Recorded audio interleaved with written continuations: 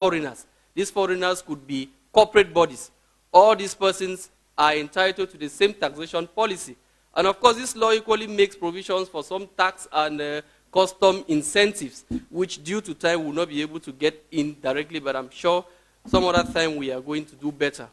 We proceed to the next law, which is 2013-004, 18 April 2013, on private investments in Cameroon.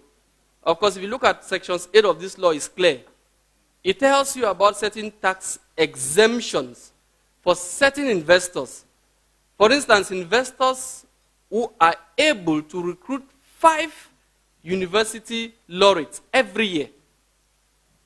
Investors who are able to combat pollution. Investors who are able to invest in the social and the housing sector. Investors who are able to create opportunities in rural areas to the best interest of these people and the country as a whole. These persons are entitled to certain tax exemptions. And of course, even to VAT, value-added tax on them, and even property tax on built or unbuilt areas.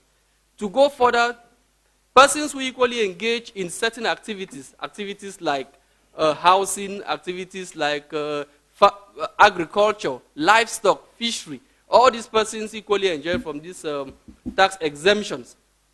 Apart from this law, of course, we have the model law, which is OHADA. OHADA meaning the Organization for the Harmonization of Business Laws in Africa. Of course, Cameroon ratified OHADA in 1996, that is by virtue of Presidential Decree number 96 by 177. The head of state ratified OHADA, and of course, OHADA became applicable in Cameroon. So all Nigerian investors who are operating in Cameroon, likewise others, they are protected by OHADA. Of course, the OHADA treaty is clear. Together with all her uniform acts, like for instance, the Uniform Act on Security, an investor who doesn't have much capital can rely on this Uniform Act. The Uniform Act on Collective Proceedings for Wiping Up of Debt. Of course, investors who are into bankruptcy can be helped by this Uniform Act. The Uniform Act on Simplified Recovery Procedure. An investor who is owed money can follow this procedure in order to recover his money. We have other laws like we have law number 2010/021 on e-commerce, that is electronic commerce. Of course, you can invest today online. And of course, you should be sure that your investments will be protected. Because this law came as a result of the report of the World Bank of 10 January 2010. Because as per the report of the World Bank, it showed that Cameroon was one of the riskiest countries in the world to invest online. And of course, due to the combined efforts of ANTIC and the Ministry of Post and Telecommunication, the state of Cameroon thought it wise to create a law to regulate online trade or online investment. Trust me, if you can invest through online, you are sure of your investment, because there is a 2010 law on cyber security and cyber criminality. I know some of you will ask, but these laws, are they effective? Of course, when that time reaches, we are able to give you a better answer to that. So these are some of these laws. At the regional level, we have laws. We have the Bangui Agreement, especially in people who invest in intellectual property. Of course, we know we have the OIPE here in Yaoundé, wherein you can register your intellectual property and you are sure of being protected. And internationally, of course, we have the World Trade Organization, which Cameroon is a member, and of course, Cameroon being a member and you investing in Cameroon, you are of course protected. So without time wastage, I will end by saying that we heard of something like dual nationality. It is true that Cameroonian law does not permit, if you look at the 1968 Nationality Code, it doesn't permit issues of dual nationality. But trust me, if you look at, on the 10th of September 2019, the head of state convened the major national dialogue, which was to take place from the 30th of September to the 4th of October. And of course, one of the commissions here was the Commission for the Diaspora. And of course, this commission came out with certain recommendations. And some of these recommendations were, one, dual nationality. And of course, trust me, in less than no time, the Parliament of Cameroon will make a statement as to this. So in less than no time, trust me, dual nationality will be a reality in Cameroon, which will go a long way to protect investors. And equally, they equally made mention of the fact that there is no ministry. Trust me, as we speak, there is a Ministry of External Relations. But it is not quite effective because one of the recommendations equally was to create a ministry for these persons. Not only a ministry, but to ensure that there is parliamentary and governmental representation of the diaspora in Cameroon. Trust me, is that not good? and equally to ensure that there are high offices created in all over the country concerning the diaspora. So trust me, I will end by saying that the state of Cameroon is a state of law, and all your investments in Cameroon, be you a Nigerian, be you whosoever, are all protected. Thank you.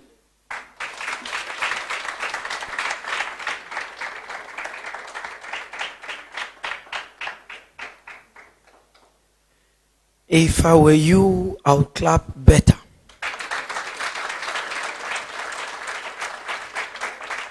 For the simple reason that to stand and talk in front of people is not an easy task. Maybe for the teachers or for experts in communication like some of us.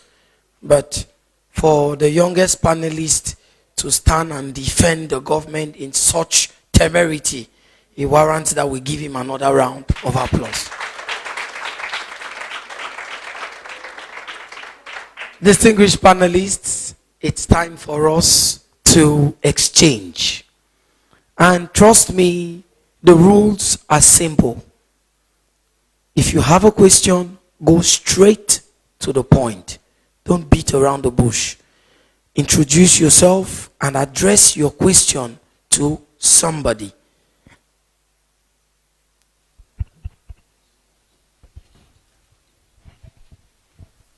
And as the moderator, I would have the singular privilege to launch the debates. And my first question is to Mr. Mbok Bertrand. I would like to find out from him. Dangote is renowned all over the world and has its roots in Africa. And today, Cameroon is enjoying that. What are some of the measures put in place to ensure that Cameroonians are the first beneficiaries in terms of employment? Can you give him the microphone? This is the time when the moderator looks at you eyeball to eyeball without fear or favor. Good afternoon, everybody.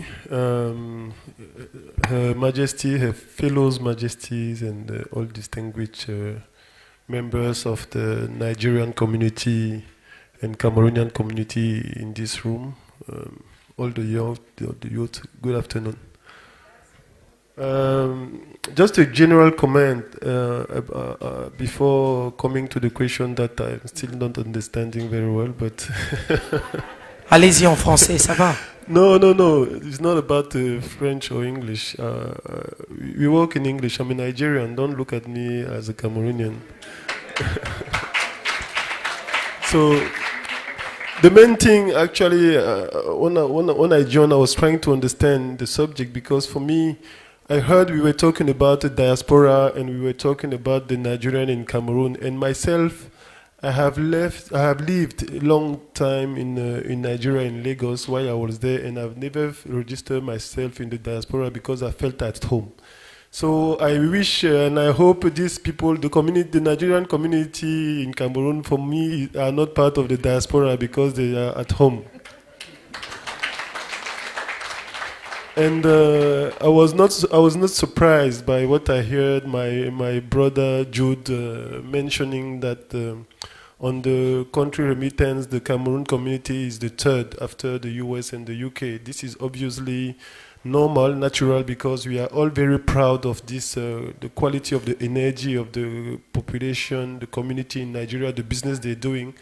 At my point in Dangote, I on the first line to feel this energy of the Nigerian community working here in Cameroon.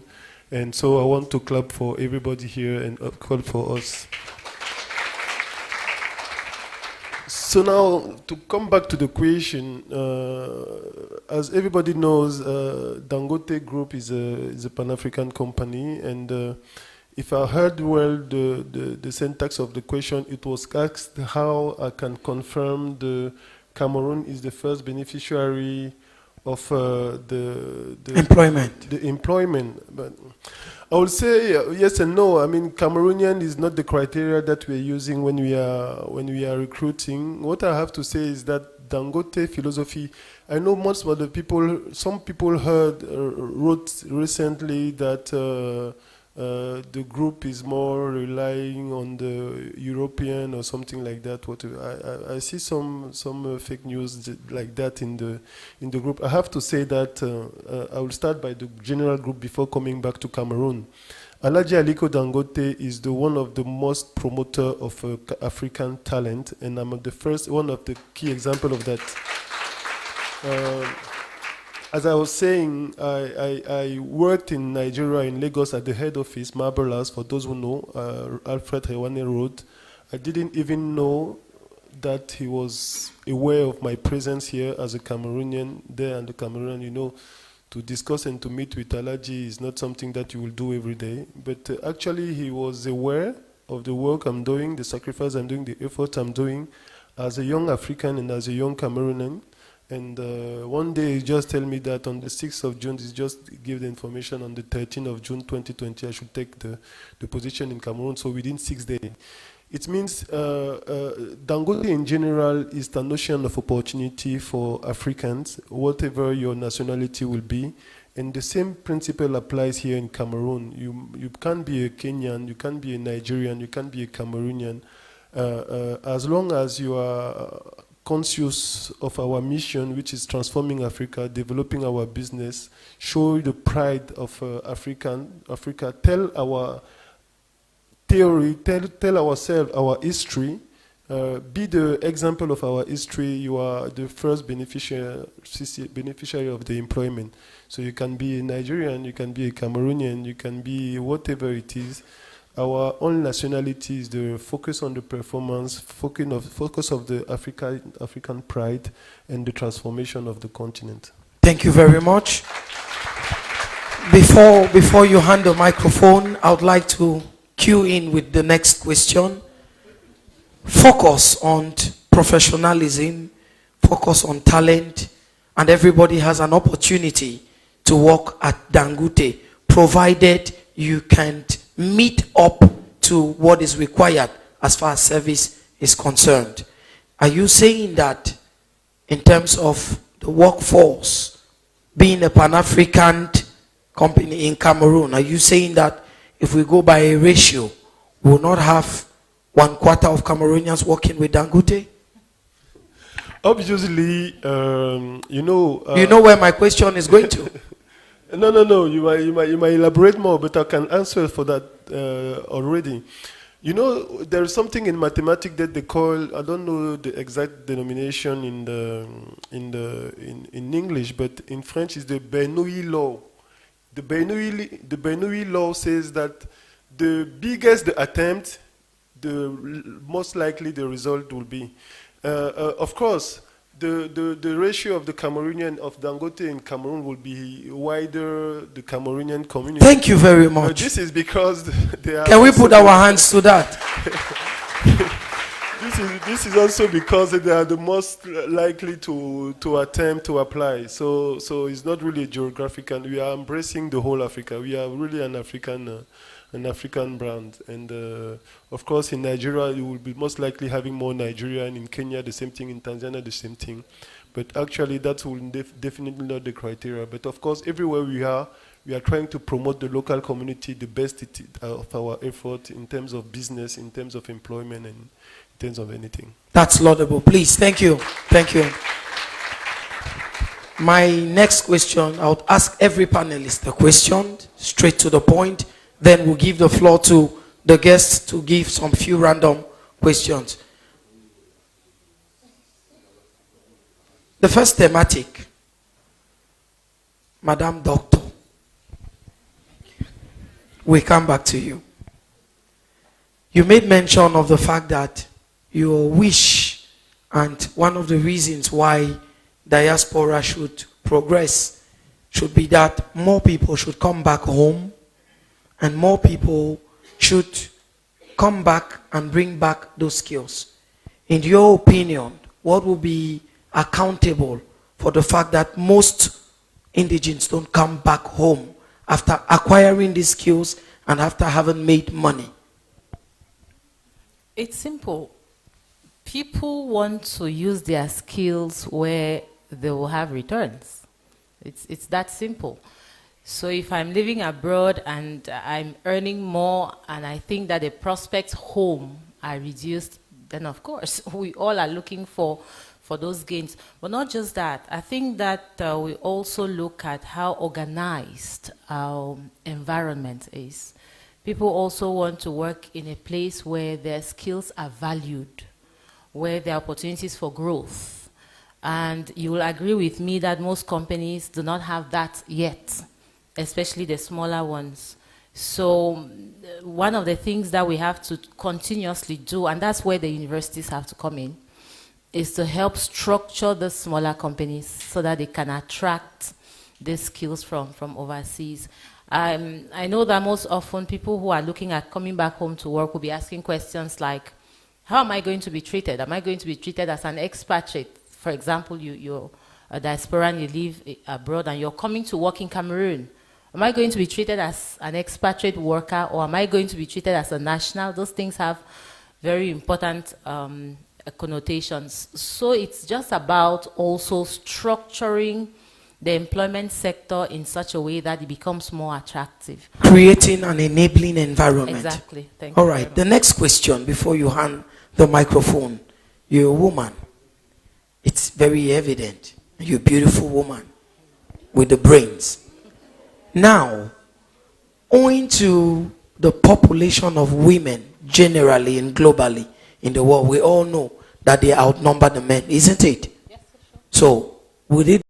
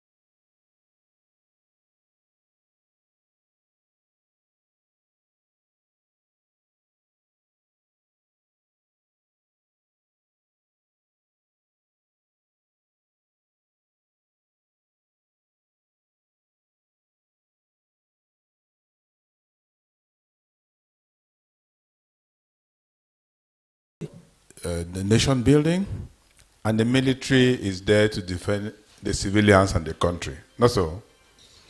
In the business world, the employer and all of them have their roles to play. The question I will ask is who impacts more? In a country, there are the locals and there's the diaspora. Who do you think impacts more to the development of the country? That's where it comes. If a diaspora succeeds to get out there and earn some good technology, good skills, And probably because of the exchange rates, African currencies are low in value as opposed to the dollar, the pound, and so on. So we expect, due to the exchange rate, for them to be economically more viable. Should a diaspora come to the country and vie for a job as an employee, or come to the country and try to create jobs and wealth by developing enterprise or transferring technology? That's the answer to your question. So I'll elaborate a little bit. If a diaspora, the rules of investment, okay, the 3 rules of investment. You have 1, the return on investment, you have the internal rates of return, and then you have the present and future value. If you see as a diaspora, after having acquired some good education, some skills, and you're coming to your country to come and seek for employment, you are passive. If you're coming back to your country to create a little enterprise, that you will need a cook, a driver, and you will need a marketer, you have created 3 jobs. And in providing a goods or service, you are serving community. And in doing so, you can become profitable and rich. If a diaspora sends remittances to the country to help the family in a funeral, to help a wedding, I'll just tell you a story. My mother was telling me a story 2 days ago, that he went to the end of the year. All these village meetings and all the meetings are breaking up their banks also. And she warned that they said this year they will not break the bank because a lot of people are owing money and you don't see the cash flow back. And what is she saying? That there is somebody who borrowed 1.8 million from a village meeting to do a wedding because the brothers abroad are going to send money for him to reimburse that meeting. Such issues are not productive. An employee does not contribute to the gross national product, to the GDP of the country. Donald Trump said in his many interviews in The Apprentice, he says, the worst worker is the good one. Because the good worker will keep their job, but it doesn't contribute to the building of your assets or expansion of your assets. The bad worker, you can fire him instantly with no effect. And the phenomenal worker is the one that is an asset to that organization, that contributes beyond his or her bottom line to help the entrepreneur realize a profit, and in so doing, he goes further to create further jobs and wealth. And that is when you contribute to the GDP of your country. So whoever plans to come back from the diaspora to seek for a job and become an employee, you better stay back there because you are not going to impact anything in the economy. If you come here with your savings, try to create an enterprise. It's only through enterprise culture that you can be able to create jobs and wealth. Now, it's only true that you can also to improve the standard of living of the people. So, what I'm trying to say is that the impact of the diaspora will be better felt if the transfer of technology comes here. Take, for example, if you go to Rwanda, the Rwandan government went and brought the South Koreans to come and create broadband and then also create a lot of technology. And today they're inviting everybody around the world to come visa-free to Rwanda. Can you do that in Cameroon? Do you even see the immediate impact? Take, for example, the free trade zone or a free port. What does a free port bring to a country? If you're going to a country with the goods and it's free and you're not paying custom duty, which is the mainstay of most governments, and the port is free, like Cotonou and others, how do you impact in the economy? This is what you do.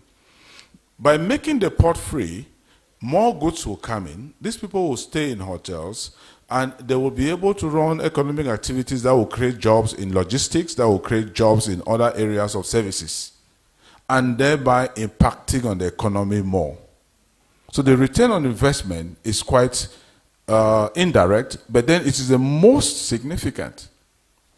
If you cannot transfer technology, take for example, I'm a systems engineer. My job is financial engineering. My job is improving systems and creating more performance efficiency in the industry. I'm an industrial and systems engineer. Now, if I come to this country and I go and get a teaching job in the University of Boya, and I begin to fight for allowances and selling polycups to the students and so on, I have not come back. I am lost. But when I came back, I created the first private university. I have created several NGOs, cooperatives. I have created import-export businesses, and I am in farming, and I'm bringing the farmers together and creating smallholder farming to better reach for further markets and improve on the revenue. Then I am impacting in the economy. Can you imagine I'm a lecturer in the University of Boya. I go, I sit down in my classroom, and I speak professorially from the beginning to the end and mark scripts.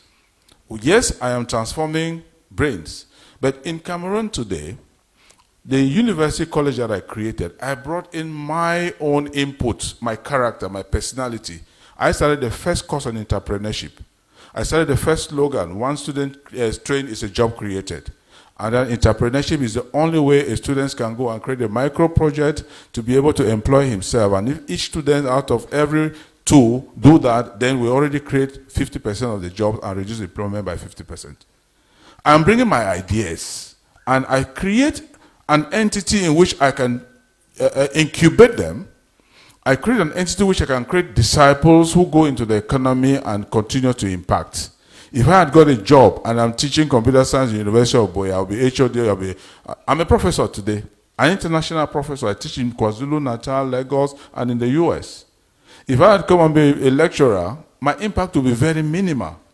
So what I'm saying is that when the diaspora is returning home, they should not return home to come and build a house and retire. They should return home to come and invest in something where he will continue to develop and create services and therefore improve on his life and create jobs and wealth in order for other people to be able to have a greater impact. That is the only time you are contributing to the GDP of your country.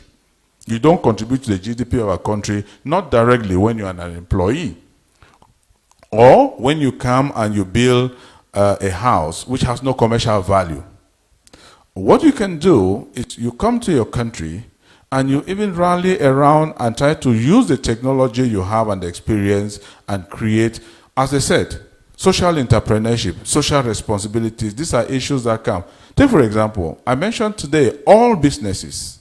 Before, Professor Michael Pohl, they said, the foremost professor in Harvard, that businesses, the objective of businesses was to be able to generate profit for the shareholders.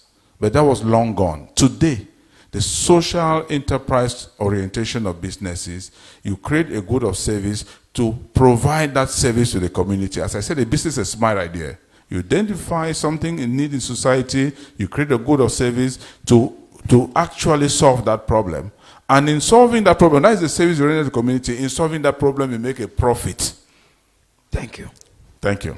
Thank you very much. As you hand the microphone to your closest neighbor, Mr. Jude Anele. Mr. Jude Anele. I would like to find out from him. In what ways can the diaspora be actively involved in shaping social policies and initiatives that promote inclusive growth and community development? Thank you very much. I think the starting point is actually what we are doing here today. Okay, so this is a policy shaping forum and platform, and I tell you, the room may be scantily populated, but the weight of the issues that's been discussed, the ideas that's been generated and shared is quite significant. And if anybody, maybe the organizers, were to distill it and then share with the relevant agencies in government, that will help. Okay, but I will still stay on what Professor said. So it must be that when you return to your home country, you are able to add value. Let's say if in Nigeria, you don't return just to Lagos, you don't just return to Abuja, where there is light and stuff like that, or return to Port Harcourt. Return to your village and add value there. Okay, that impact the people there. You can be setting up a school, or maybe ensuring that the students that are good teachers for mathematics, which is very, very fundamental, in terms of education in the future. The secondary schools are also focused on the sciences without forgetting the humanities, very critical for foundation and stuff like that. So on the education level is fine. On area of health, which is very critical, because when you talk about infant mortality, maternal mortality, it's actually as a result of the habits we form, not very clean habits that we form. So you coming from outside with better ideas of how hygiene can also impact, with local symposia, trying to pass on how you can handle things in a more hygienic manner to prevent some of the issues that we have. And then, you can also set up a little health center that is privately run. Set up areas where people can go check their BPs, blood pressure. A lot of women die out of blood pressure during childbirth and stuff like that. And all you need to do is just make sure somebody checks your blood pressure. People are diabetic, they don't know. Okay, strips can do that. So I think that there are numerous ways you can impact your local community when you go back. Just focus on it. And like he said, that's why I pick a lot from what he said. When you go back and just relax, build a house, you've not added real value. Do something that will reflect in the life and livelihood of your people. Thank you. Thank you very much. We, very distinguished panelists, we're going to take 4 random questions from the guests. Just indicate by show of hand, introduce yourself, just give your name and say to who your question is addressed. Do we have any?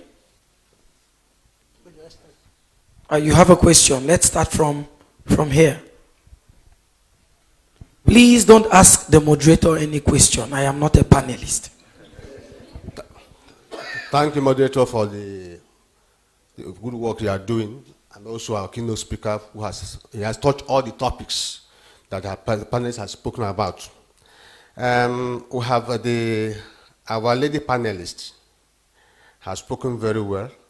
Not only have everybody, but what marvels me is that the issue of ghost investment, which has gone about, and it has been a hindrance for diaspora to invest in their home country, and also the ease of doing business.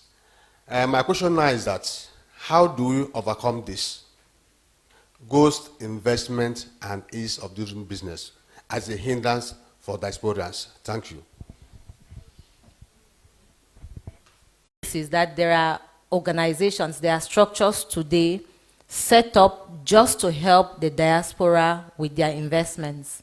I'll not be able to give you a list of them right now, but I think I know a few set up even in Douala that help to actually implement, follow up these investments from people in the diaspora. And as an addition, follow up in contractual basis. You get to sign a contract with a company, and you live in the US, and they build a house for you in Nigeria, and you come and collect the keys.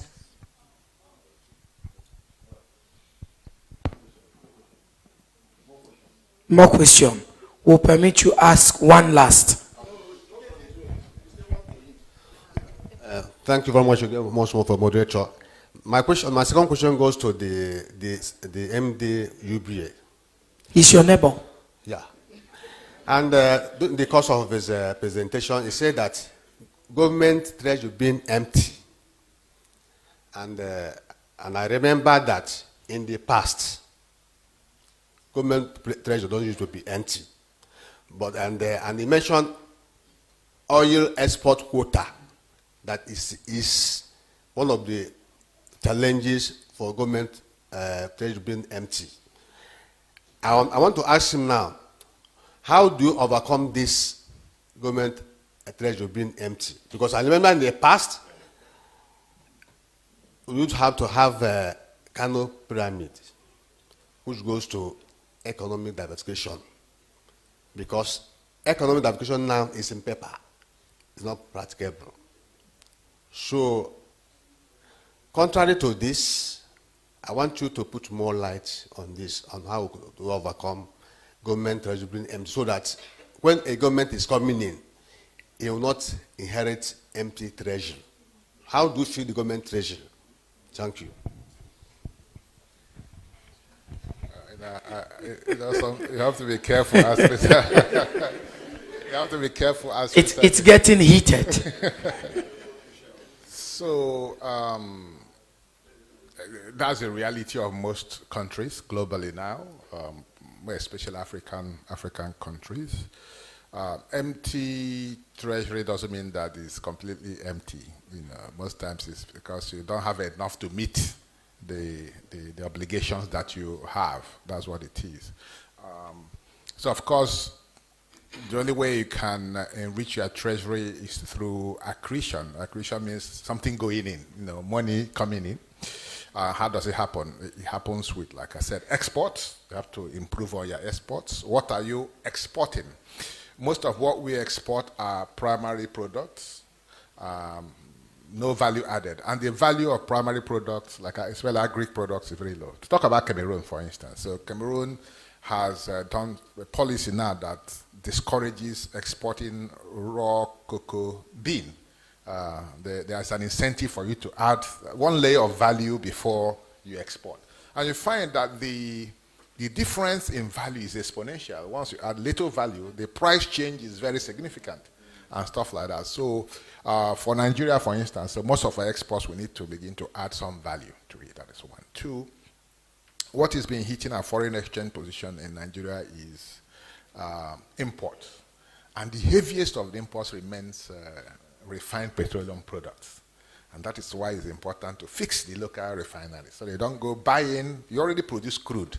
You don't go buying refined petroleum from outside and then exchange dollar with the little naira that you have. So that will help conserve your foreign exchange, so to speak. The third is remittance, like I said. You need to create an environment where people are sure that when they bring back their money, the money is safe. Like we just say, when they make investment, those investments are safe. An environment of trust. Yes, and there are foreigners that also bring in money, but you also need to ensure that when they want to take it out, it's not difficult to take it out. You need to source foreign exchange clearly. So that's why I said in my speech that I think for Nigeria, especially a home country, it's important that the government pays a lot of attention to, in addition to exports, which is challenged because it takes about 5 years, to rebuild in that space. It's remittances. Focus on your people that have an emotional connection to you and let them bring back more money. And then, again, that may sound political, it may then reduce expenses that are not necessary. Only spend on the things that are necessary, things that will add value. Don't vote money for things that are not really urgent and important. So those wastages can also create a problem with your treasury. Thank you very much. Sorry, Thank you. Sorry. Thank you. We'll permit another speaker to pose a question as well. Thank you. Can we see the hands that were up, please? We'll take the lady first. This way. We'll take the lady first. The lady here. Let's be gender sensitive. We have just one on the panel. Let's try to strike a balance over there. Okay, for Michela, my question is for the magistrate. He gave a series of laws that promote diaspora and business investment in Cameroon. My first question is, what are the systems put in place to make sure that these rules, these laws are effectively implemented? Because the laws are only on paper, and even when you try to follow the law that is on paper, you get frustrated. And even the people who are supposed to implement the law are telling you that you cannot, you have to just go by this, because if you start that, you will not succeed. So my question is, what are the systems put in place to make sure that these laws are effectively implemented? Thank you. Thank you for that question. That's the first question. Should I just ask? Just ask the two questions at once. Okay. And go straight to the point. Okay. The second question, was She forgot her question. no. Okay, there was a law encouraging diaspora investment, and the other laws allows the local producers to have no space. Like I attended the British Cameroon trade missions, and they open free exports for primary products with no limitations.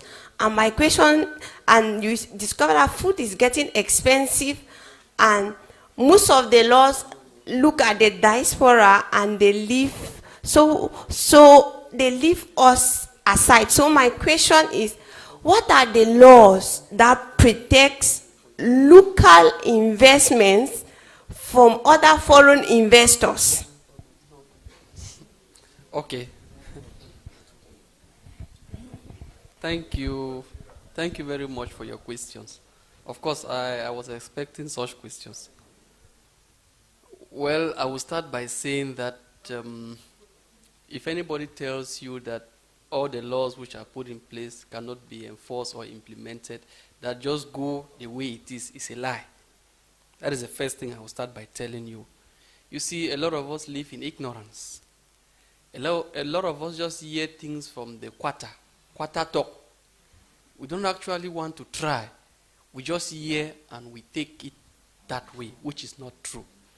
Now, to your question, your first question, I would say there are a lot of institutions which have been put in place in Cameroon to ensure that these laws are respected and enforced. I will start with the first institution, which is under the supervisorship of the Minister of Finance. That is, they call it SIPA, that is a Cameroon Investment Program Agency. Of course, the results are there. It speaks for itself. I will proceed to the next institution. We have GICAM.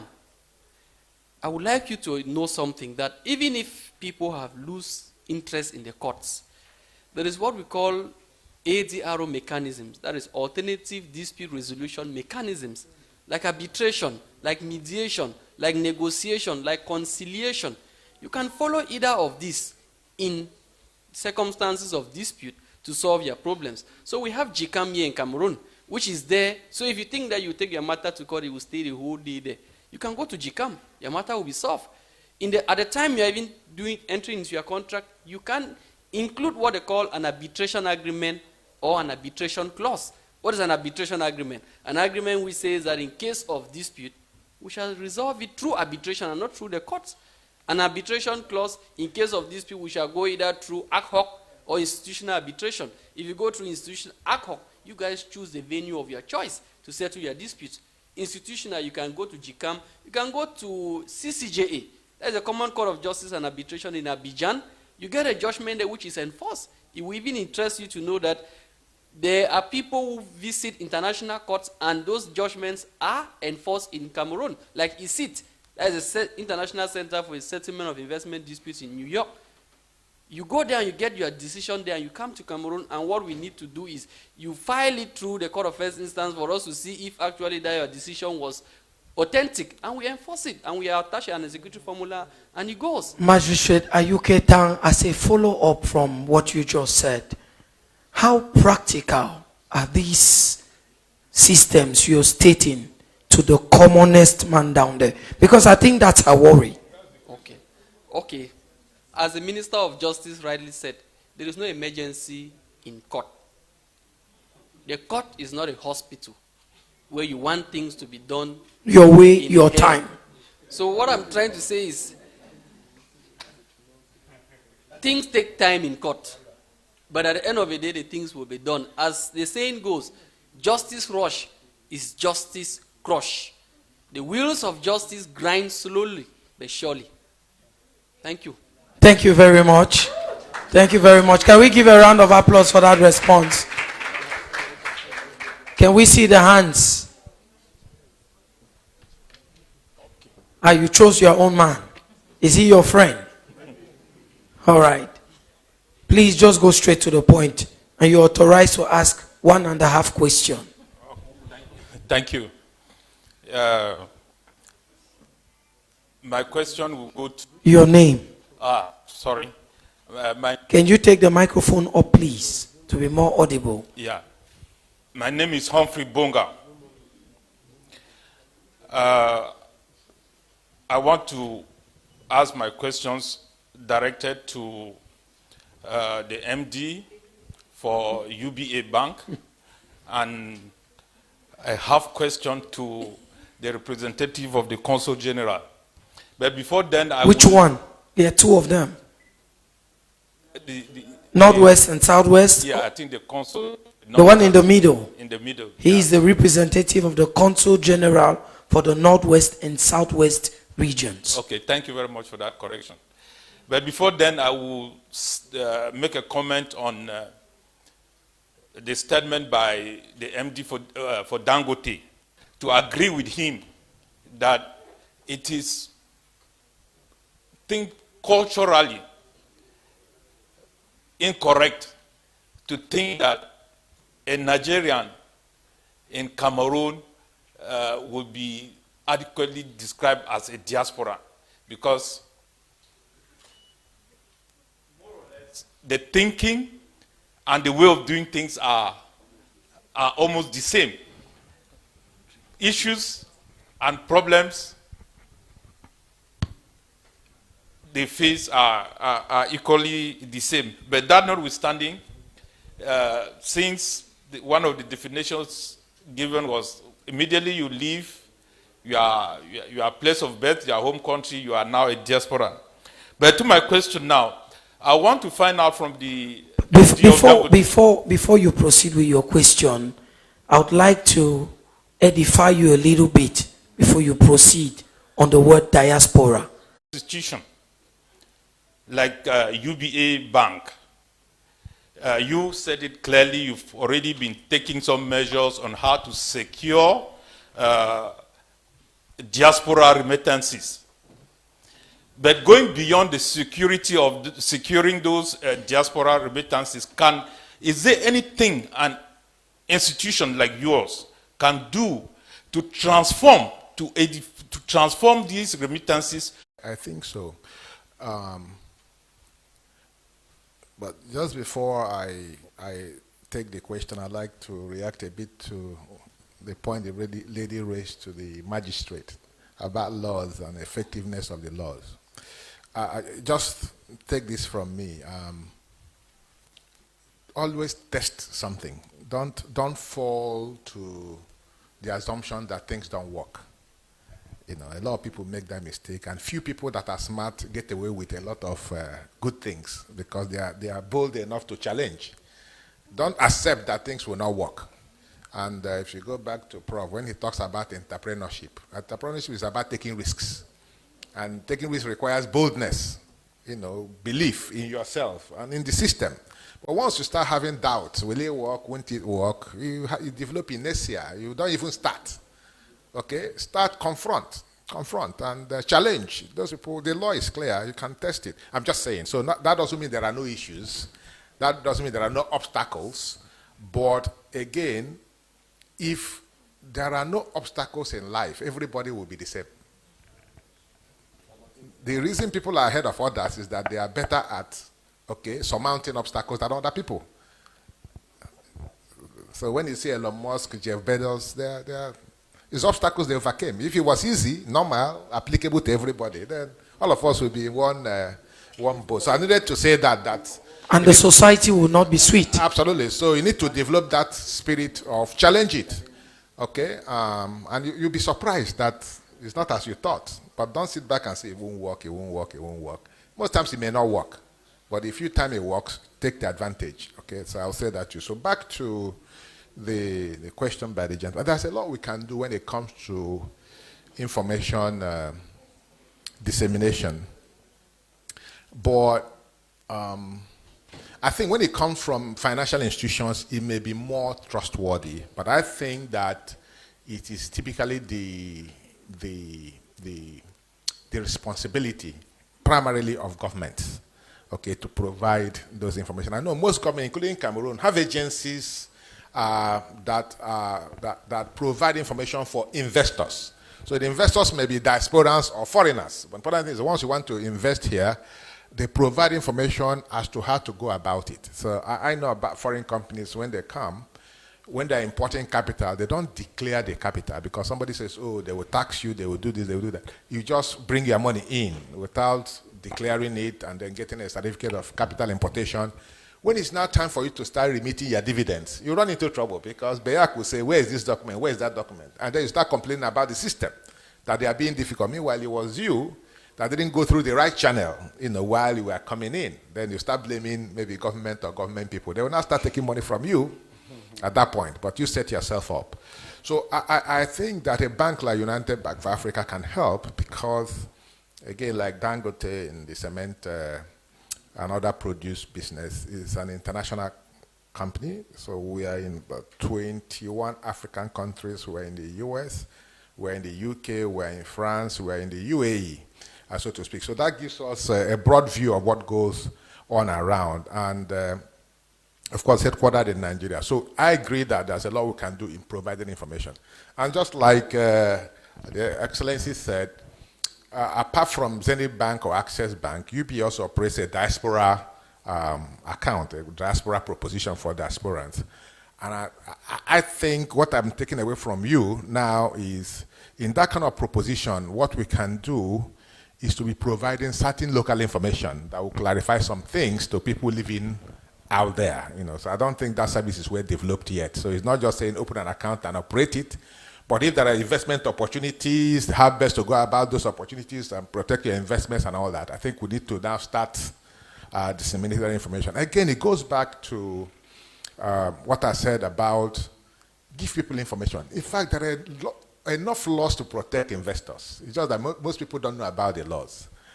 So information, communication is very critical. And I'm only taking what you said as feedback. So I'm not going to stay here and say, oh, we are doing it. No.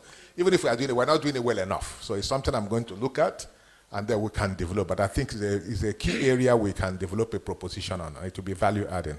So thank you very much. Thank you. Before we take the next question from the crowd, I would like to turn back to our lone female panelist.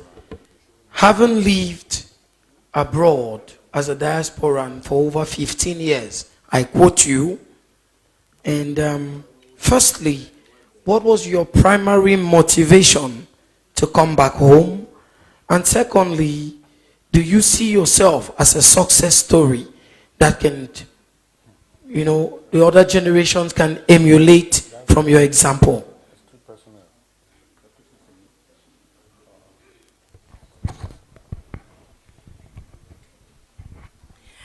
Thank you very much, Mr. Moderator. One of the things I always say is that I'm passionate about Africa. I love this continent. And that was my primary motivation for living. But even before I talk about loving Africa and returning, I want to talk about why I left Africa. I left Cameroon in the first place. I wasn't leaving Cameroon to just go stay abroad. I was leaving to go and study and return. So I had to do that because my mission there was done, and I had to return because I love this continent. The second question is, do I see myself as a success story? Someone has said something about investment, return on investment. Every time you invest, you want a return on investment. So I returned to Cameroon, I have invested, and the investment did not go to waste. So I am a success story. But there's something, thank you. There's something I just want to underline. I am an entrepreneur, and sometimes as an entrepreneur, I can get very carried away, and I tell everyone in this room to become an entrepreneur. I would like to say that every time I say it, I encourage my students to become entrepreneurs. But the reality is that not everyone is cut out for entrepreneurship. Not everyone. But you can still become a success story in your own right by doing something else. I consider our society to have 3 legs. One of them is jobs. There is no way we can grow an economy if jobs are not created. But we cannot continue to grow economies if these jobs are created and they are lost because we do not have expertise. So we need expertise to keep jobs and keep creating jobs. Then, of course, today I see societies, I cannot talk about it without money. That's the investment, remittances we've talked about and all of that. Then today, there is no way we want to build economies without technology. So we need this expertise in technology, people who go out there, acquire new technologies, and share with us. I'm saying this because I don't want you, especially the younger ones, living here thinking I'm a success story just because I am an entrepreneur, right? I'm a returnee because I'm a returnee and I'm succeeding because I'm into entrepreneurship. That's not going to be very fair. So if you're not cut out for entrepreneurship and you're a diasporan, you can invest. You can invest. And there are companies today that are doing extremely well in this country. The largest companies are doing very well because at the helm of those companies, they have returnees who have brought their experience, they have brought their knowledge. So my success is not just limited to the fact that I'm in entrepreneurship, but to the fact that I am doing what I love doing. I am doing the things that I set out to do. Don't measure your success with mine. This is the message. Thank you very much. Yes.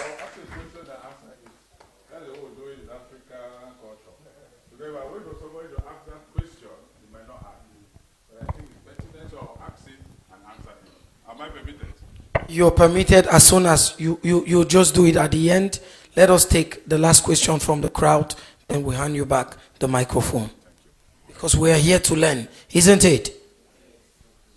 Yeah, my name is Jude Eberwe.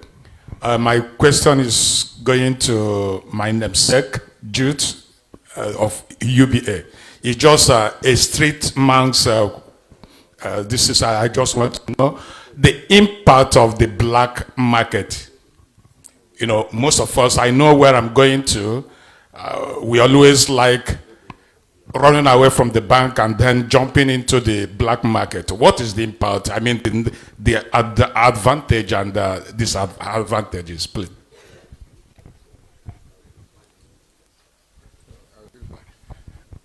So, it depends on what you mean by black market.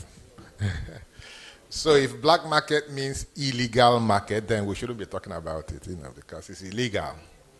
But what it's called in financial circles, even in government circles, is parallel market. So it's a market that exists parallel to the official ones.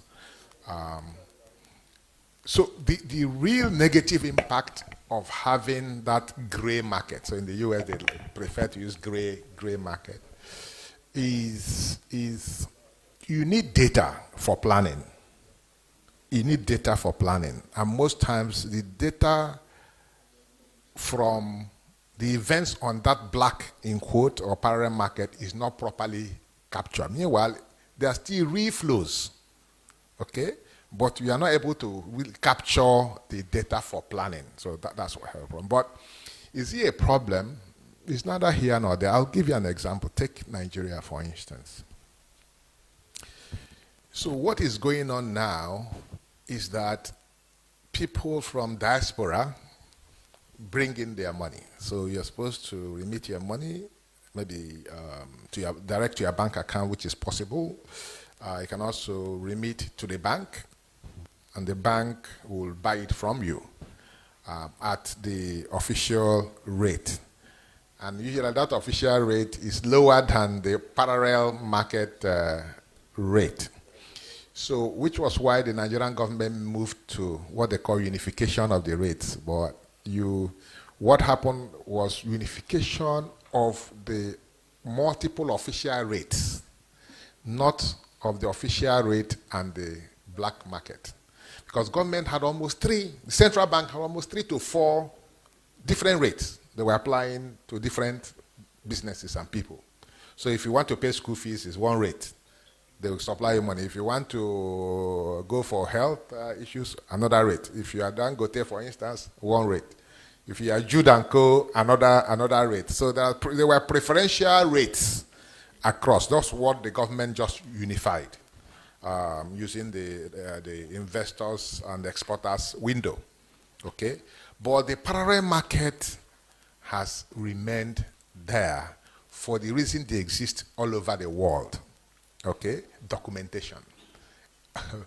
Okay, people most times want to avoid documentation. And you then say, why do people go to them? People go to them because that market is liquid. When you go, you get. It's available. And because a lot of people are coming there, the price is usually higher. But because it's available and you need it to pay your child's school fees, you pay the higher price and wait 2-3 months, and your child is out of school as a result. So those pressures are there. But if you ask me as a banker, I think that the government should not pay a lot of attention to it. They shouldn't ignore it, but they shouldn't pay a lot of attention. Government should focus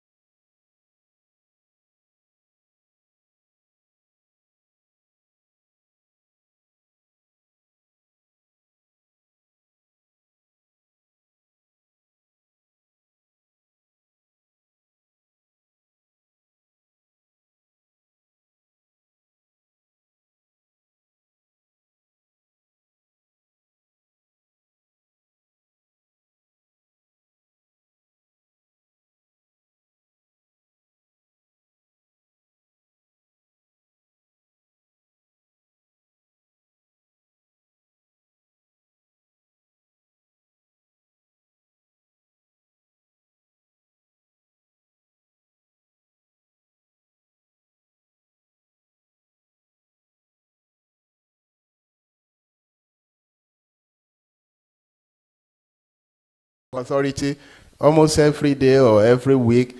That is showcasing people that are doing greatly outside the country. You watch them there, and via that, many have been recommended to the government of the country, of the home country, and they will recommend them and give them appointment and give them opportunity to come and do what they are doing back home. So this is another way in addition to what Prof has said earlier on.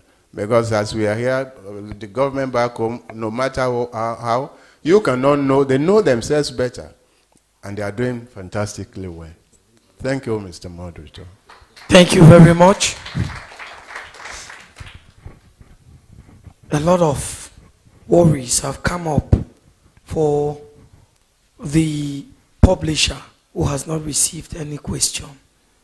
And of course, the keynote address is on point with that. So, Mr. Publisher, before the keynote address asks you the combined question of all the panelists, we want to find out from you. You brought all of us together. What was your major challenge putting this up together? It is the 10th anniversary, and you've had other series of challenges. No, that should come in his conclusion of the event. Let him, first of all, let us focus on Diaspora Magazine. Diaspora Magazine. And help him to think and let him tell us what exactly he's doing, not how it was difficult to make this happen. Okay. So let me ask him that question. Mr. Ismail Adebo. Diaspora Magazine has brought us today here to contribute ideas. Now, these ideas that we are contributing is to help the economy, to help the diaspora. The mission, vision, goal and objectives of the Diaspora Magazine. You sent me a profile before. I didn't feel it. So I want to ask this question. How, just like Doctor said here, the machine of the diaspora impacting the economy is a tripod, has 3 legs. You have the diaspora, you have the home country, and then you have information. In systems engineering, we say that information, a stronghold organization, a stronghold society, is one where information is abundantly available and easily accessible. That is the role of communication in any society. Communication is the 4th arm of government. You have the judiciary, the executive, and you have the legislature. Executive. Now you have the 4th arm, which is the communications. Today, the Diaspora Magazine is playing that 4th role. Your objectives and goals, you could tell us. But what I want to ask, what exactly do you think you can also contribute to the diaspora's ability to impact in the continent? We will share the information with you, but you will tell us first, because you brought this idea. It's a smart idea. When you say all what you have to say, then every member here will chip in something that everybody will learn from, and that also help you to move the magazine to the next level. I think that's why we are here. And I will not leave here, because I'm a systems engineer. I'm very salient in my thinking, if you don't say that. Thank you. Thank you, Doctor. Let me stand up. Thank you, Doctor. Let me first appreciate the panelists for good contributions. In fact, I was amazed, because if I should ask myself, what do I have to bring all these intellectuals, intelligent people together, it's costed. But let me just briefly tell you my history in Cameroon. Just briefly, when I arrived in Cameroon, though my intention was not to come to Cameroon. You know, when we were in school, we always go to Europe, America for a greener pasture. That was basically our objective, to travel. But, you know, we didn't know the right way to follow. an agent brought us to Cameroon, that from Cameroon, it's a Francophone, we can easily go to Paris. But when I arrived in Cameroon, I spent 2 weeks. Where is this man? We are supposed to go to France. No way. Suddenly, we could not get him. I said, wow, this is terrible. So somebody have told his family that I'm going to Europe, that next 1 year I'm going to surprise you. So I couldn't go back. So what should I do? I said, look, I'm a man. I need to move forward. But when I arrived Cameroon, it's another second Nigeria. I didn't feel that I'm in Cameroon. See that I'm still in Nigeria. I thought maybe we are still in maybe, southeastern part of it. Somebody took me to Kayabasi. I was hearing Nigerian music, eating amala, all the clubs. I said, they said, this is Nigeria. So I said, wow, I've never heard about Cameroon before in my life, but this is sound interesting. But okay, I said, no problem. I continue, hoping that my agent will call us, so we are going to Paris. After some time, I said, look, I cannot go back. Let me just fit in and start another new life. But after some times, I said, look, what can I do here? I have numbers of Nigerians doing well here, but nobody heard about them in Nigeria. And they can contribute back home. If they can succeed in dominating some areas, some sector here, no. I think I need to engage myself in trying to, bring them to public. But it wasn't easy, the set of people we have here, informal people. So when I approached them, the responses were not encouraging. But I mean, somebody that I'm a go-getter, no matter the challenges. Can we put our hands together for that? He's a go-getter. So after I approached some of them, no positive responses. I approached my missions. By then, I had a friend very close to me, Mr. Aluko. He told me, look, you got to do this. We need it, and we're going to support you. I said, okay, fine. By then, no money. So I continue. In a special way, I want to thank UBA Cameroon. If NAIJA Diaspora magazine is still alive, I want to give UBA Cameroon 60% of it, because from the day one, they have been supporting me. I could remember when I approached some companies, it was only UBA by then. They said, look, let us give these guys chances. Until today, they are still with me. UBA, thank you very much. After UBA now, Dangote, because I was part of Dangote Construction. Yes. If Alaji Baba is here, I was with him, They now came in and supported me, and MRS. But my objective is that these Nigerians that are doing well in Cameroon, they should be known. They should be known. And also, I extend it to other countries. And thank God, we could succeed in going to Chad. The former Deputy High Commissioner invited us, and we started doing something very good in Chad. And I want to expand it to not only African countries. So that's my objective, to promote Nigerians. And also, finally, because I'm saying I'm doing it because of Nigerians, what about the host countries, host communities, host authorities? Cameroon is so wonderful in terms of hospitality. Cameroon is so wonderful because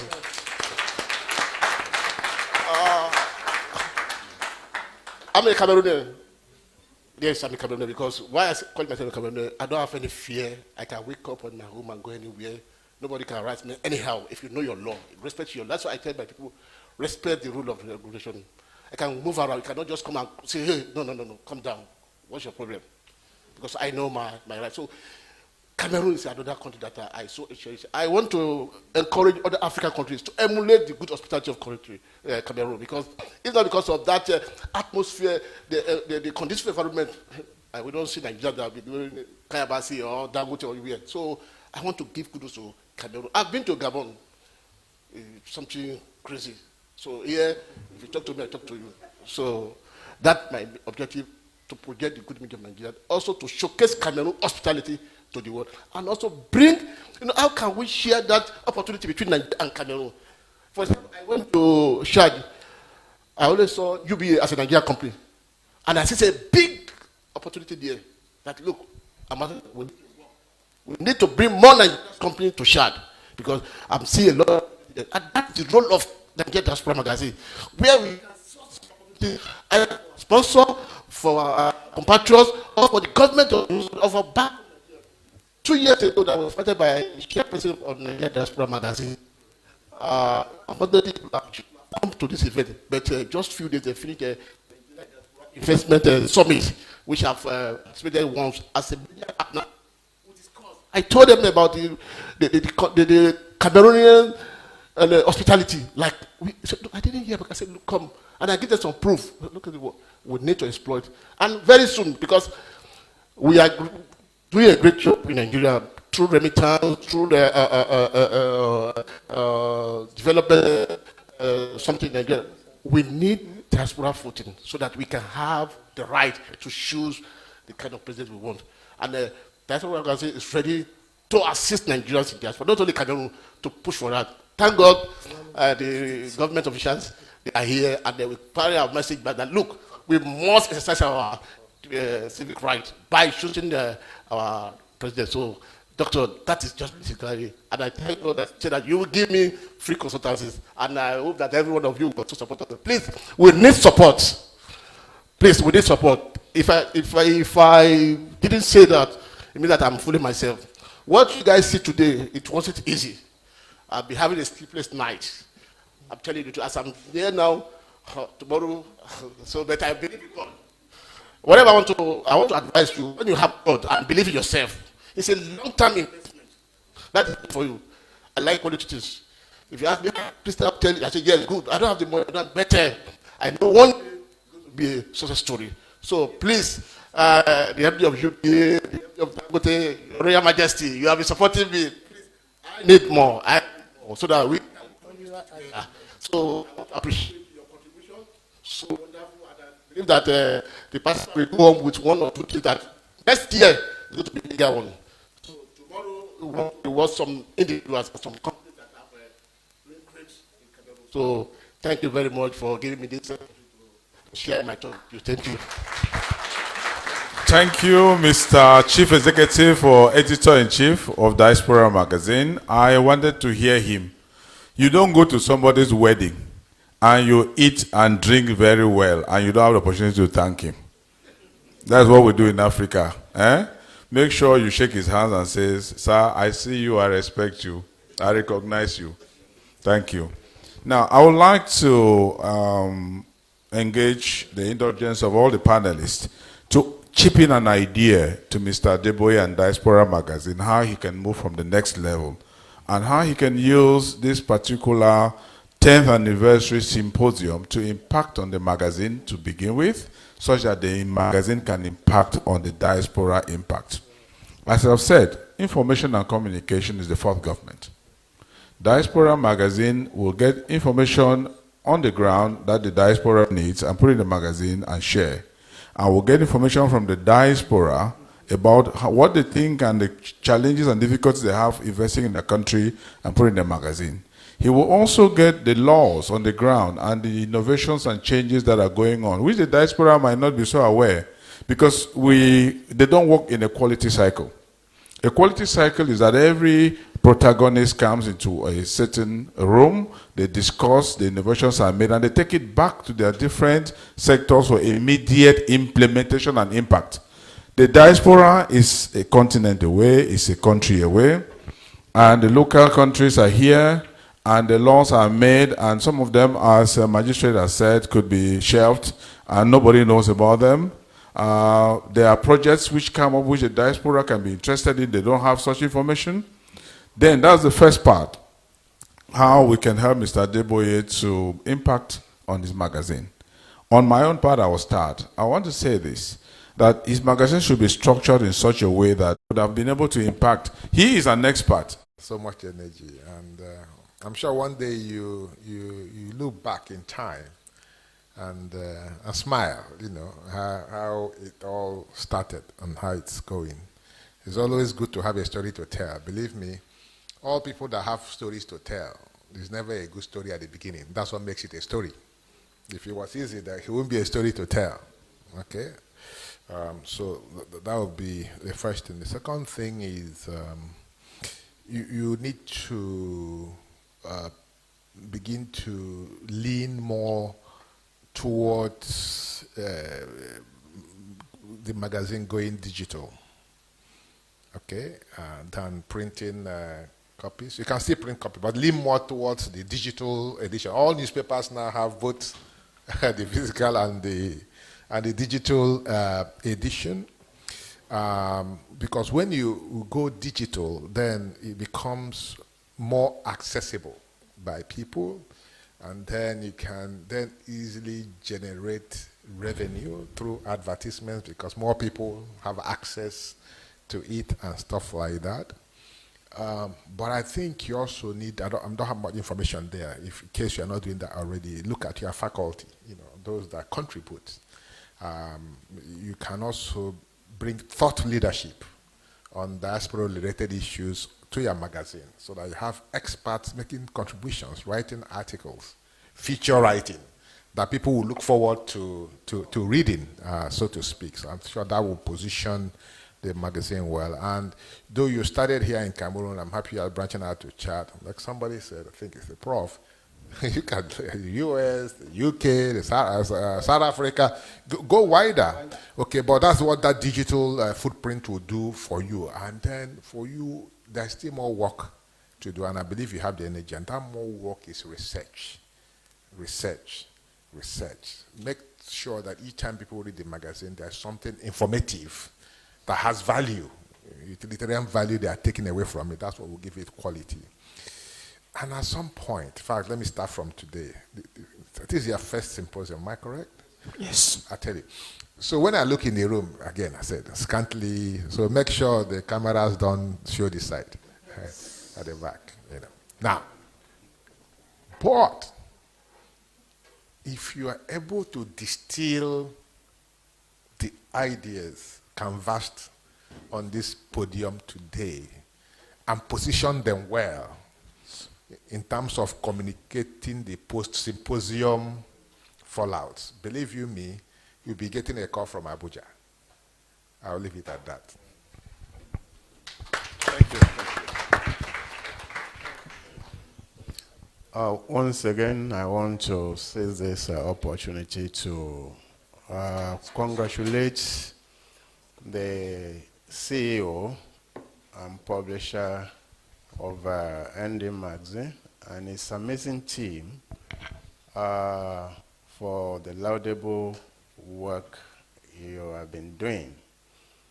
I want to add to you concerning the magazine, taking it to the next level. Please do not lose your focus.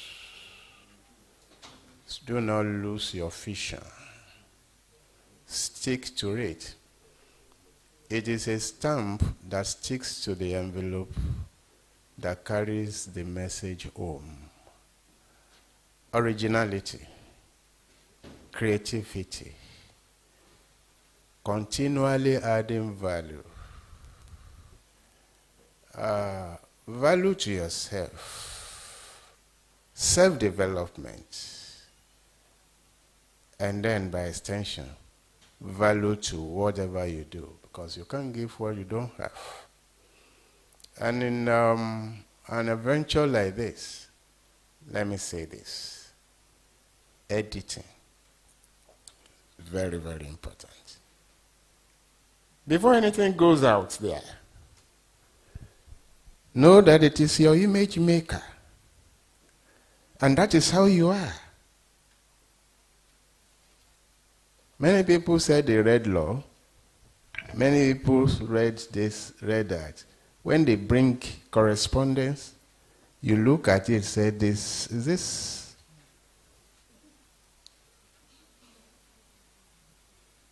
And when you take a book, or a periodical, or daily, no matter how vital the contents are, if the language is, but you'll not be able to read.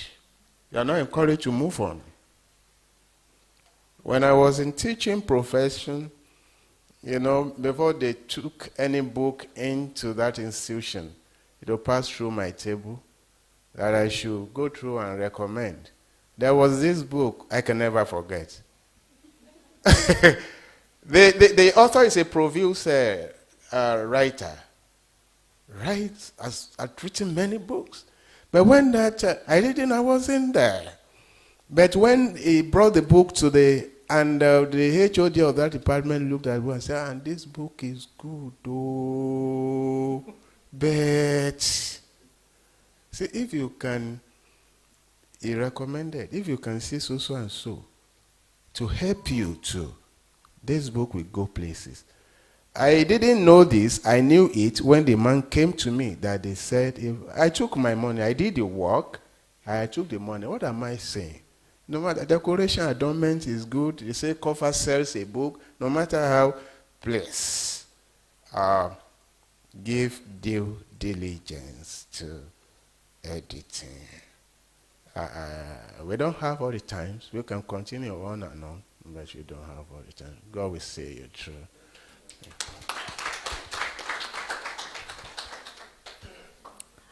Thank you very much.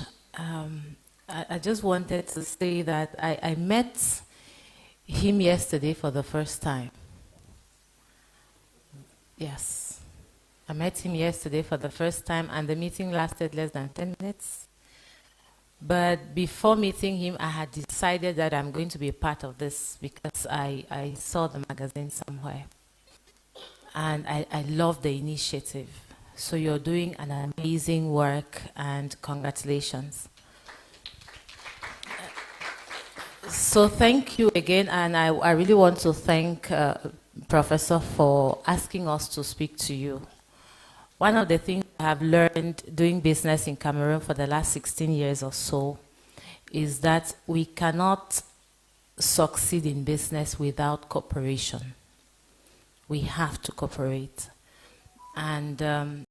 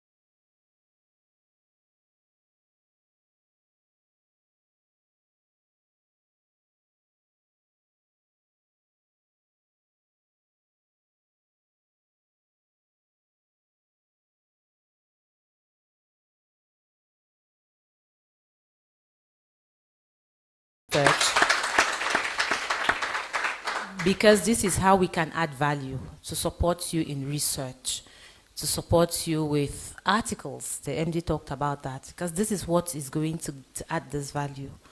And again, when you propose this partnerships, let us see the value that this diaspora, NAIJA diaspora, is bringing to us as organizations, as companies, as institutions. Then we are going to be sure that there's going to be content which will continue to add value. There's going to be correct content. I need to use this correct content, building on what he said. And then we are going to have content that showcases, going back to your vision for the magazine, content that showcases diasporans, that showcases this country that you want to showcase, that can also not just showcase, but also inspire other diasporans to create impact, because at the end of the day, that's why we're here. So these are the things I have to tell you. But once again, I congratulate you for the amazing work you're doing. Thank you, Dr. Elmin. The next speaker.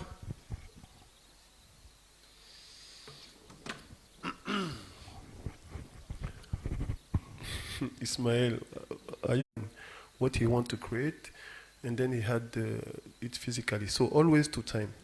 So first of all, I think the main thing you have to do is first of all have your vision, and not just a broad vision. because most of the people just have a broad vision. I want a big media system or whatever it is. No, no, no. What is important is to have a very clear image of what you want to achieve. And you, most of the time, it's even taking you to write it bit by bit, detail by detail. If you wish to have a big head office, define how you want your big head office to be, all the details, how many floors, the color. I mean, go to the maximum details possible you can imagine. If you are able to create that, if how big you want your empire to be, how big you want your activity to be, how big you want your impact to be, put it down on the detail system, in a detailed manner, even on the paper. So have it clear in your mind. As soon as you have, first of all, a clear picture of what you want to do, what you want to achieve, enrich your goodwill, the whole universe, the partners, family, government, laws, anybody that you even cross in the road, the whole universe will make everything for the good opportunity to come to you to achieve your mission. It just works like that. Everything just works like that. And by then, if you maintain this big principle, definitely, without even you notice what effort or what you have done, you will see that you are getting in touch with your target, you are getting in touch with your vision. Your vision is crystallizing. So first, you put it in your spirit, you enrich your goodwill, you give to the other next person to you what you expect, and the universe will organize himself to bring all the opportunities that is bringing you and driving you to your destination. That's it. Thank you. Thank you, Mr. Andy. Thank you for the said opportunity once more. And a big congratulations to you so far. I know I may be very young to advise you, but trust me, I think for over 25 years, I've had enormous experience, which I think with that alone, I may be able to advise you. I would like to cite what Mr. Aliko Dangote said in one of his interviews. When they asked him, Mr. Dangote, what do you have to say as to the fact that everybody wants to be like you? In fact, some people even nickname themselves Dangote. He said he has just one thing to tell them. And in his words, he talked about tenacity in purpose. That is to say, you must be consistent in whatever thing that you do. They say you must have the audacity of hope. You must have the resilience of courage before you can make it through. I think you have started on a very good footing, and I think if you continue in this same spirit, be consistent and persistent, and trust me, what you wish for yourself will come true. And may God Almighty and all the humanly effort possible cause you and take you through your destination. Thank you. Thank you for those wise words, Monsieur Foucault. Last but not the least. Thank you. Ok, donc ce que je vais dire pour le magazine, c'est que c'est un magazine qui est à encourager. Déjà, il faut dire que pour mettre en place un tel magazine qui fait un focus sur la diaspora, ça voudrait forcément dire qu'on a une certaine vision. On a une certaine vision. Tout à l'heure, je ne l'ai pas dit, moi-même j'ai été de la diaspora. Donc je suis un retourné, comme a dit Hermine. Et je suis rentré au Cameroun, j'ai fait 5 ans en France. Comme je suis très Haïti, ma tête était au Cameroun quand j'étais en France. J'étais étudiant, je faisais l'expertise comptable. Et quand j'ai vu, on avait lancé le chantier du 2e pont sur le Vouri, j'ai dit, je rentre au Cameroun. Parce que je savais ce qui allait se passer. Et depuis 20 ans que je suis revenu au Cameroun, je ne me suis pas trompé. Donc ce que je vais dire, c'est que la diaspora africaine, nigériane, camerounaise et autres, c'est une diaspora qui ne joue pas encore suffisamment son rôle. Je pense que les gens de transfert l'ont dit, ne joue pas encore suffisamment son rôle. Ça fait 25 ans que j'ai embrassé l'entrepreneuriat Et aujourd'hui, on ne tient plus un seul discours sans mettre le mot entrepreneuriat. L'entrepreneuriat, c'est l'avenir. Pas parce que nous le voulons, non. C'est parce que la nature le veut. Donc ça dit qu'il y a une conspiration universelle qui voudrait que l'Afrique commande. On essaie de cacher ou bien de le dévoiler à travers des statistiques, le nombre de naissances, le fait que le lead du monde, c'est une plateforme tournante. Tout ça, c'est vrai. Mais si nous, les jeunes, ne nous mettons pas ensemble pour bâtir l'Afrique, rien ne se bâtira. C'est pour ça qu'une telle initiative est vraiment à encourager. Et l'apport que je peux faire, ou bien que mon écosystème peut faire, c'est de mettre à ta disposition les entrepreneurs. Parce que pour ceux qui ne le savent pas, je suis mentor à la Fondation Tony Lemelou depuis 10 ans. J'ai été reconnu 3 fois parmi les meilleurs mentors. Donc, communément, on m'appelle Triple Best Mentor. C'est le petit nom qu'on me donne le plus souvent. En dehors de ambassadeur de l'entrepreneuriat et bien autres. Mais l'autre chose que les gens ne connaissent pas beaucoup, c'est que j'ai un cabinet de stratégie. Je suis le chairman, founder and chairman d'un cabinet de stratégie qui, depuis 20 ans, fait uniquement les business plans. C'est vrai que ce mot n'a pratiquement pas filtré aujourd'hui, mais c'est l'un des rares moments où je n'entends pas parler du business plan, parce que tout le monde a le business plan en esprit. Donc mon cabinet fait dans les business plans depuis 20 ans. Moi-même, j'ai 25 ans d'expérience dans les business plans, et je peux vous rassurer que cette aventure de business plan nous pousse à nous infiltrer là où on parle d'entrepreneuriat. Et c'est pour cela qu'il y a 10 ans, quand je rencontre la Fondation Tony Lemelou, je m'accroche à la Fondation.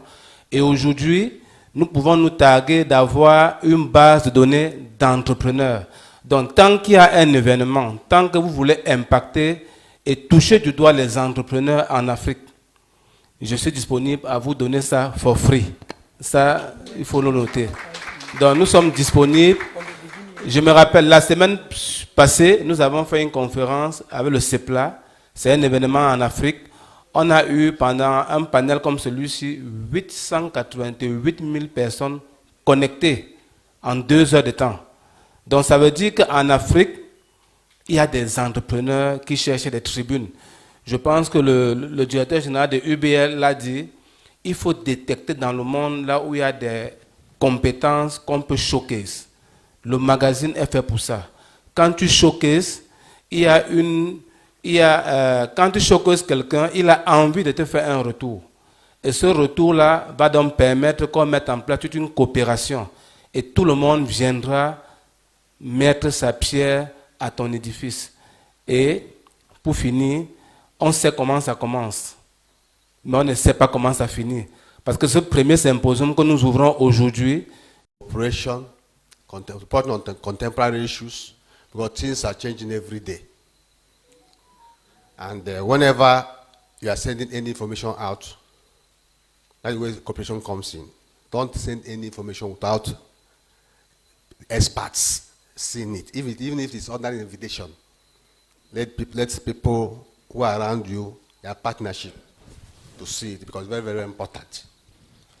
So I would advise that when next you are holding this thing, let there be a wide publicity, because you can see this place is very empty. There will be proper publicity, and the issue of protocol should be maintained very, very well. So that's my kind of advice. Thank you very much.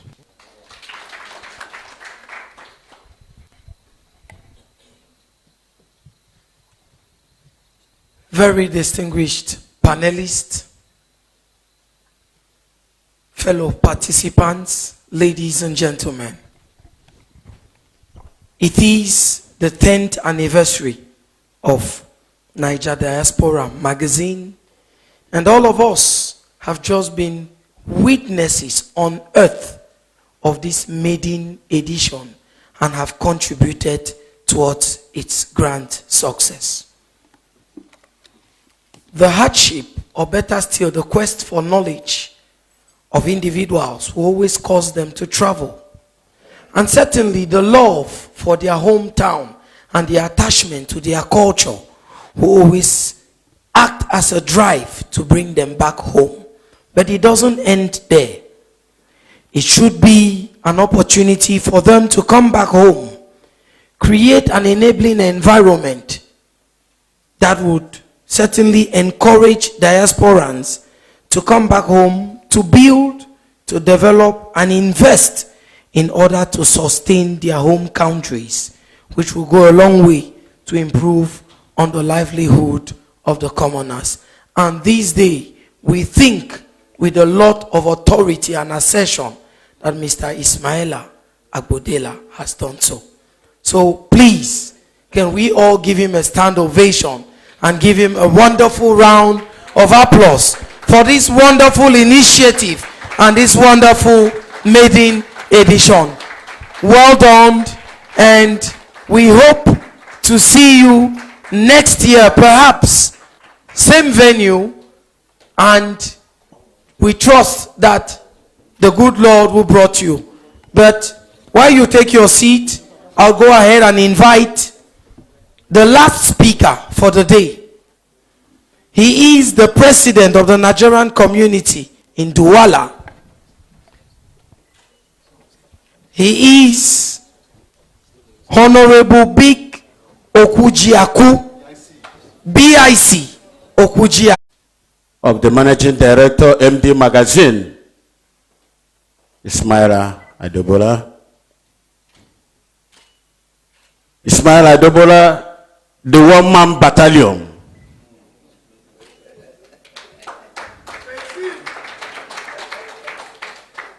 The man,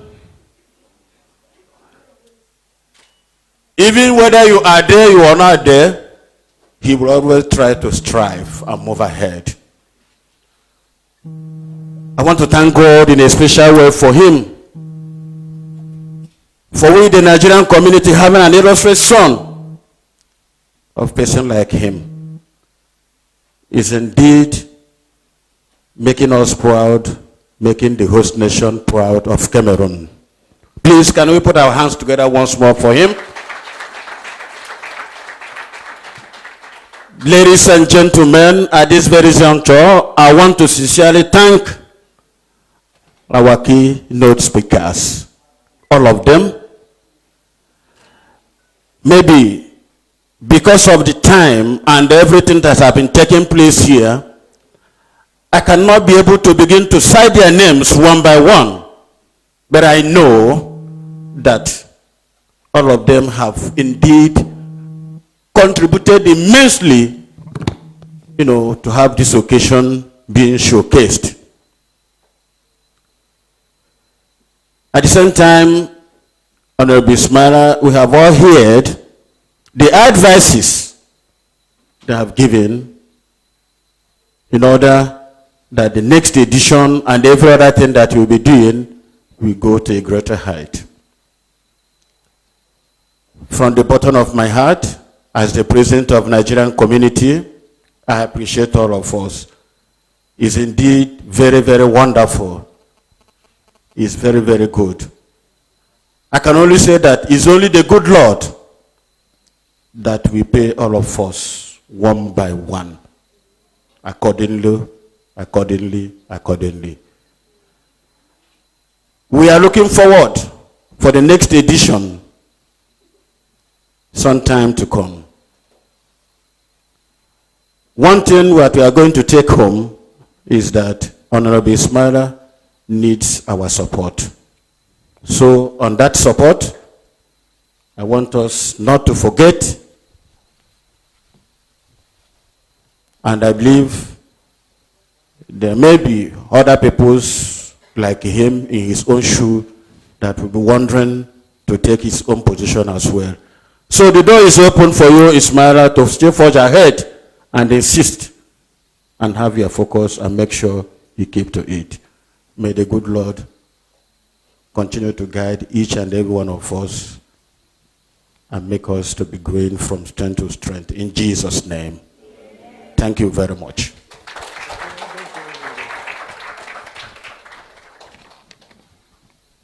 It is difficult to talk after closing remarks, but we have a few announcements to cause, And of course, we want to enjoin the organizing committee to take charge of that segment of the program. We started very well with the anthems. I would therefore crave your indulgence to rise for the refrains of the both anthems. May we rise, please. Land of promise to sing.